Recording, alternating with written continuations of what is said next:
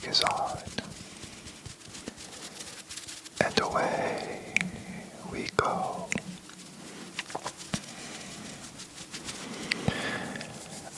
I wanted to say thank you for all of the comments from the past videos of this new talking head style. I just set up my desk and I ordered a big kid tripod. So my previous videos, which I don't think there was anything wrong with them, they were all recorded on my webcam, which is a Insta360, so it's like a good quality webcam that I use for work every day, but it has like the top-down feature, and I would just record all of my videos like that. And since I got my new camera, I want to record all my videos on that. But because I'm not a professional photographer or videographer or YouTuber, I didn't realize how expensive and how many pieces go into filming content. So I ordered a tripod, and so I'm going to be doing my first overhead shot the next video, so stay tuned for that. If you're new, you're welcome. I make videos about F1 and IndyCar, and today is actually a really cool video because it's a direct collaboration with you guys, and I cannot stress enough, this channel is almost at 400 subscribers, so if we could get that there before the end of the week, I would be so happy. And my watch hours are I'm so close to becoming monetized, which obviously it wasn't the goal of starting this channel, but obviously now it's like something that I want to strive for. So you liking, commenting, sharing this video really does. I hate hearing that on all the videos I watch, but it does help the channel a lot. And if I can reach more people and potentially have opportunities to work with other creators or brands or review merch, it would be amazing because it would help this channel and it would provide more content. But all that to say, I'm so grateful for all the support and all of the comments and all of the love that you have shared with me. And I have also enjoyed a lot of the ideas and the feedback that you've given me as well. And this video, we are going to be talking about something a little controversial, and this came from Jackie A969. She commented, or he commented, they commented on my last video and said, would suggest a recap or a breakdown of the McLaren Palou drama if that's something that you're comfortable with. This case is still ongoing, but I would love to learn more about the context as an F1 fan who doesn't know a lot about IndyCar. So first off, Jackie A969, thank you so much for this comment. I was gonna put this in the queue of something that I would brainstorm and really flesh out, but honestly, I think that this is a little turbocharged at the moment, and I kind of just wanted to jump in. So thank you so much for this comment. It really is affecting this channel, so that it just goes to show that I really want to build this community with you all, and the community that we are building right now is really cool, so thank you. But this is the story of McLaren versus Palou, and before we start, I want to, first and foremost say I am not a part of IndyCar, Formula One, McLaren, Palou's Chip Ganassi team. I like all of them. I also have been very open about how I am a McLaren fan. Palou is also my favorite driver on the IndyCar side. I actually have this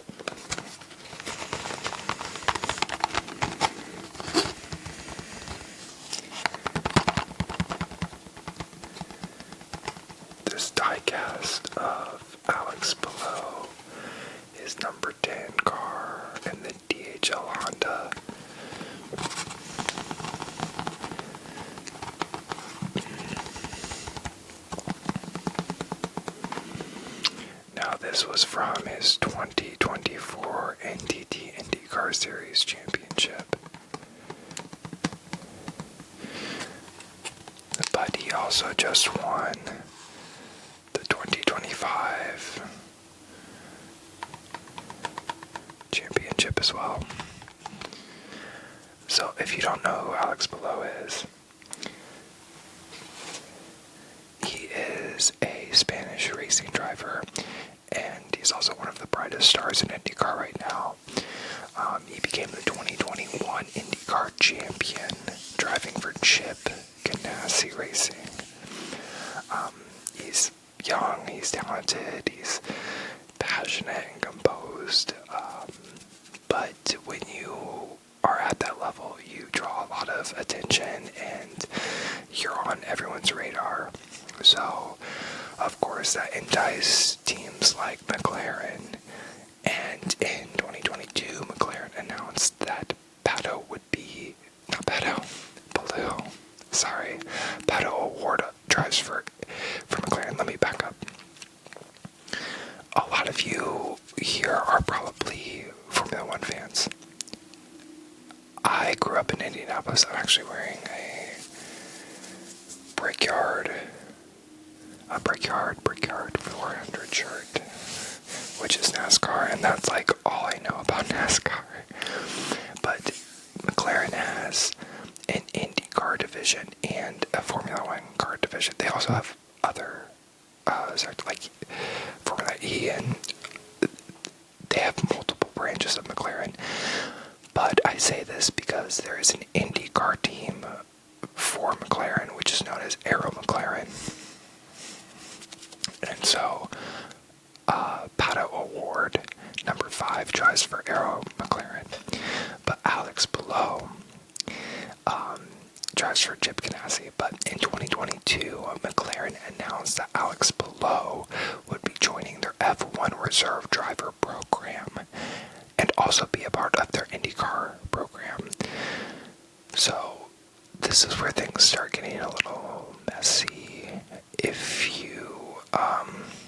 If we go all the way back there, so the reserve program is basically what it sounds like. It's a reserve driver. You're not guaranteed a seat, but you'll probably be in some like practices, and you'll do a lot of testing for the team with hopes of replacing a full seat one day, which is a lot of drivers. You like go through Formula 3, Formula 2, become a reserve driver for Formula 1, and then you get a seat.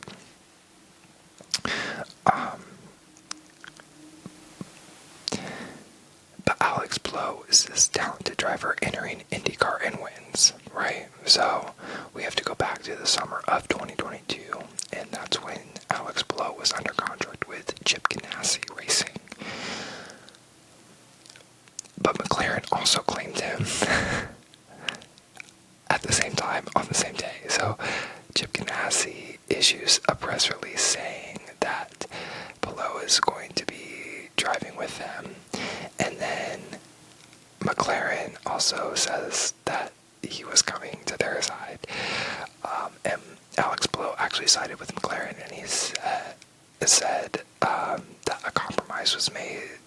Palou allegedly assured McLaren that he was coming, but he was, I don't know, going to race with Ganassi. I'm not really sure on the details about all of that, but right before the season started, Alex Palou ghosted McLaren, and he ended up staying with Chip Ganassi Racing. And so this is where, again, this is my personal opinion. I know this investigation is ongoing, and I'm looking at my notes right now, and it's even muddled for me, and so that's why there's a lawsuit right now. But overall, there was contracts and negotiations happening between McLaren and Alex Palou, but he was also planning on still driving for Chip Ganassi in IndyCar if this is what was promised to him. So if he was promised a reserve driver spot, he was trying to negotiate, and again, this is my take, I am going to be testing for Formula One with McLaren, but I'll be driving with Chip Ganassi. And I think that's what was in negotiation. Is like, well, am I leaving Ganassi Racing for Aero McLaren and going to be driving in their IndyCar spot? Or am I going to just be like their reserve driver? So, like Pato Award, he has tested for McLaren and gone in like FP1 and FP2 before. So, I don't know. I probably could dig a little bit deeper, but there's a lot of legality in this that, like at this point, it's like it's up to the courts, and it's a lot of he said, she said, but we'll get into that. So, in August of 2023, McLaren files a lawsuit in the UK claiming breach of contract with Palou. And they alleged that Palou had signed a binding agreement, and walked away without cause. The team, McLaren, claimed that they paid him over $400,000 in advance, including $106,000 in legal fees, $150,000 in salary, and $300,000 for F1 testing. They also alleged that they lost sponsorships and logistical expenses and reputational harm, which is like such BS. I love McLaren, but you're a company. You are a corporate company. That's like saying I'm suing you for like emotional damage, which can happen.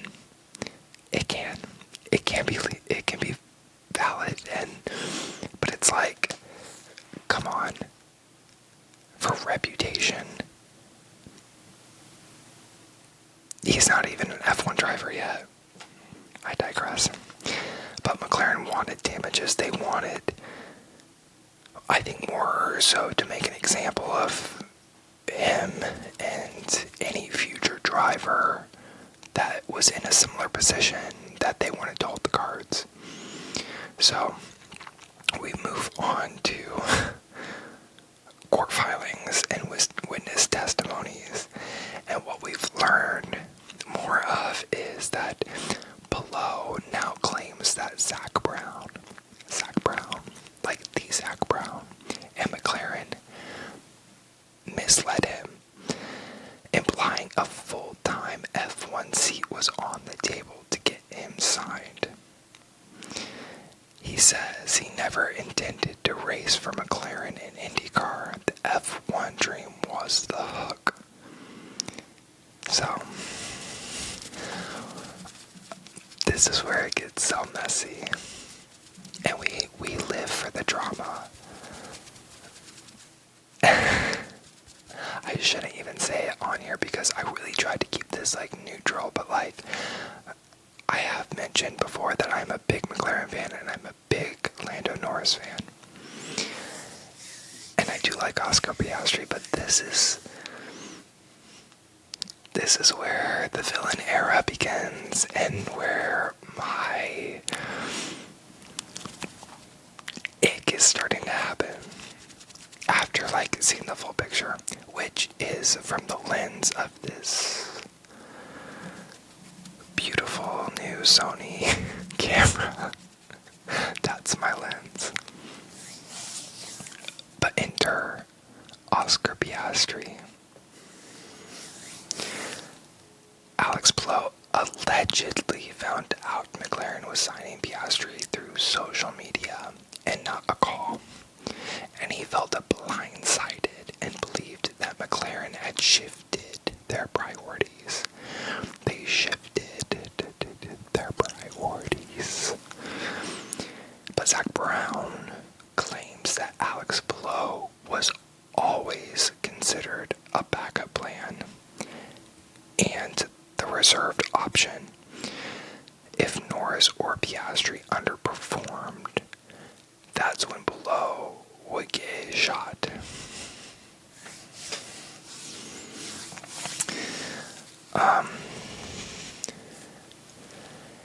It just sounds messy on a grande over here, like, and I'll reserve my thoughts to the end of this, actually, because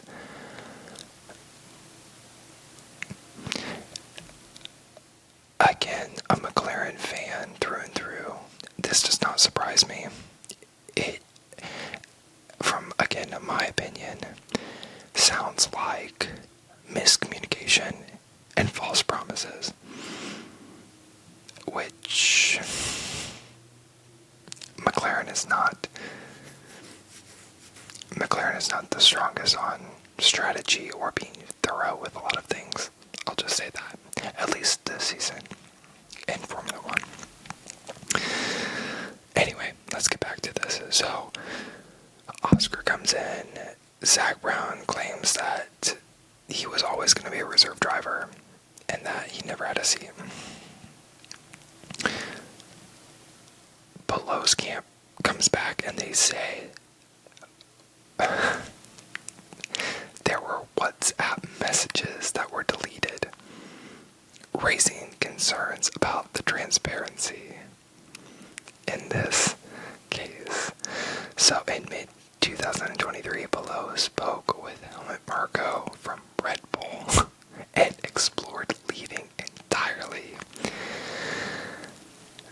The lawsuit also revealed that McLaren wants back over $20 million in damages, $7.2 million for NTT sponsorship renegotiations, $6.8 million in lost sponsorship, $1.3 million in extra driver salary, $400K bonus that Palou already received, and additional commercial damages. And McLaren says that Palou breached that deal without warning and throwing a quote-unquote grenade in the room. And then Palou comes back and basically argues that the terms changed and he wasn't given the full story. So up until this point, we'll get into why this matters a little bit, but up until this point, we're just having a really great driver be approached by I would say a great team that is under a new era. They're look at them winning the Constructors last year. They're gonna win, they just won the Constructors this year, and anything is possible, but it looks like they're gonna win the Drivers' Championship this year as well. Unless Max comes in, unless they basically throw it away is what I'm trying to say. But their two drivers are both 1 and 2 right now, and have been 1 and 2 the entire season. So odds are they are going to finish with both championships, as they should, if they have the best car and the best drivers. But they come into this new era after not being great for a long time, and they're scouting, as any team would, potential drivers and future of this brand. So this is where it matters. The driver contracts in motorsports are notoriously murky. They're very murky. And there's verbal intent to pre-contracts, testing agreements, and sometimes they all clash. There is a theory that there's so much hate on this two number one drivers with McLaren, and there is some speculation that it's in Oscar Piastri's contract that he cannot be a number 2 driver. He cannot be a number 2 driver. Again, this is allegedly, but it would make sense as to why they're not picking a number 1 driver right now if it's in his contract. So this is where these contracts are so murky and they clash a lot. This situation highlights how F1 ambitions can complicate IndyCar loyalty. So if he was promised a reserve spot like, why wasn't it negotiated? Or maybe that's what is being said. It was being negotiated that he would still drive for Chip Ganassi Racing and then be a reserve driver for F1 unless he was promised a spot on F1, on McLaren's F1 team, in which he would leave IndyCar completely or be their testing driver for X amount of time until the seat was available with a contracted date. Again, that's why this is in court. Going back to the notes here, McLaren wanted Palou as a potential F1 backup, and he may have realized that that dream was slipping and chose stability over the speculation of, was there ever going to be an F1 seat after Oscar Piastri was signed? But legally, the waters were anything but calm between the two camps. So now, with this new evidence that has transpired, I lean towards thinking that Palou was like, he was pushed into a delicate position, because if you remember the Piastri announcement, it seemed to be like a pivotal moment in McLaren's new strategy, like mid-contract, and like there was that whole like controversy with Piastri and Alpine, and the tweet, the infamous tweet that came out. So who knows what actually was being said behind closed doors, but there was a bunch of allegedly WhatsApp messages that were deleted between Zach and Palou, or Palou's camp, and allegedly, again, this is ongoing, and it's a lot of he said, she said, even from the story, like this basic outline of the story of what happened is a lot of he said, she said, but Palou's camp is arguing that Zach Brown deleted and encouraged deletion of conversations with Palou, which sounds very shady lady of him, and I would not be surprised on that. I probably will get a lot of trouble for like saying that, or at least like I don't want to like shit on either one of them, because I don't know, that's why it's in court, but it doesn't surprise me if that were the case. So there's just a lot of like messy rumors in this business, and it affects drivers, it affects contracts, it affects teams, and it doesn't make either side really shine under the spotlight, especially when they're two number one drivers. Just joking. They're two number one teams in their own respect. Like, Alex just won the NTT championship this year again, and McLaren is again going to win. They just won the constructors, and they're most likely going to win the drivers. So like, they're all winners. It's just, it looks messy between all of them. But also, you gotta fight for what you really think is right. And I said it on my podcast this week. This is why I'm more driver loyal, because we see all of the things that every team does, not just McLaren, and I'm sure the drivers are very protected with their legal teams.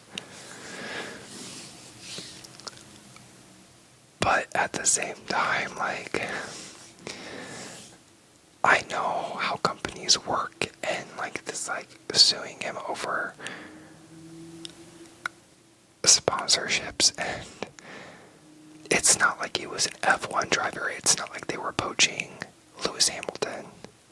You know, like, yes, Alex is an incredible IndyCar driver and a generational talent. Like, I think that if he were on that grid, he would win championships. Honestly, I do.